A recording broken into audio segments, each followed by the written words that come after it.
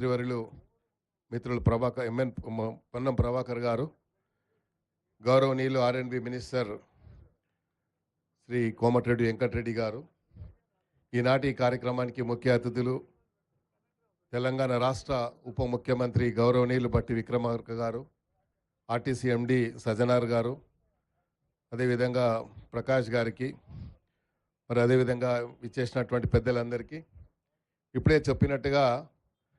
RTC కొత్త ప్రభుత్వం వచ్చిన తర్వాత ఆర్టీసీ ఎంప్లాయీస్కి రోజు ఒక వరంలాగా గౌరవ ముఖ్యమంత్రి గారు, అదేవిధంగా పొన్నం ప్రభాకర్ గారు ఏదో ఒక రకమైనటువంటి ఆర్టీసీ ఇబ్బందులు ఉంది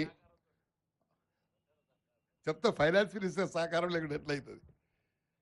ఏదో రకమైనటువంటి ఇబ్బందులు గురై ఆర్టీసీ ఉంటుందా లేదా, ప్రైవేటీకరణ అవుతుందా, అయితే మా ఉద్యోగాల పరిస్థితి ఏంది అని, మరి ఉద్యోగంలో ప్రధానంగా ప్రముఖమైనటువంటి పాత్ర పోషించి తెలంగాణ ఉద్యమంలో మీ అందరికీ సరైనటువంటి సముచితమైనటువంటి న్యాయం దొరకాలని ఆలోచనతోని ఈ ప్రభుత్వం మీ పట్ల చూపినటువంటి సానుభూతికి, మీ పట్ల ప్రభుత్వము ఒక పక్షపాతిగా ఉన్నందుకు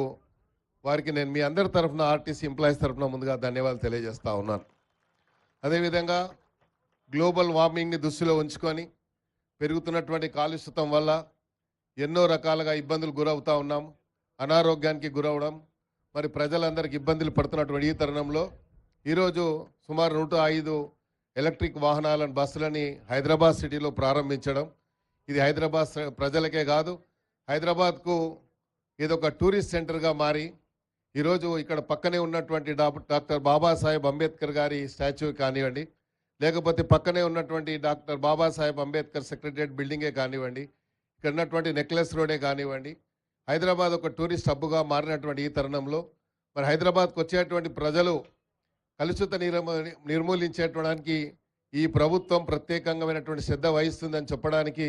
ఈరోజు ప్రారంభిస్తున్నటువంటి ఒక ఎలక్ట్రికల్ బస్సులు కూడా దానికి ఉదాహరణను కూడా ఈ సందర్భంగా తెలియజేసుకుంటూ, ఇలాంటి కార్యక్రమాలు ఇంకా ఎన్నెన్నో జరగాలని, హైదరాబాద్కు ఉన్నటువంటి బ్రాండ్ని కాపాడడానికి ప్రభుత్వం చేస్తున్నటువంటి కృషిలో మేము కూడా భాగస్వాములు తప్పకుండా అవుతామని, ప్రభుత్వానికి మా తరఫున హైదరాబాద్ సిటీ అభివృద్ధిలో మా పూర్తి సంపూర్ణమైనటువంటి సహకారం ఉంటుందని కూడా ఈ సందర్భంగా తెలియజేసుకుంటూ, ఈ అవకాశం ఇచ్చినటువంటి పెద్దలందరికీ, ఇక్కడ విచ్చేసినటువంటి ఆర్టీసీ ఎంప్లాయీస్ కానీ లేకపోతే మిగతా సిబ్బంది అందరికీ, electronic and media, print media సోదరులందరికీ పేరు పేరున హృదయపూర్వకంగా ధన్యవాదాలు చెప్తూ ఈ అవకాశం ఇచ్చినటువంటి పెద్దలందరికీ ధన్యవాదాలు. Thank you.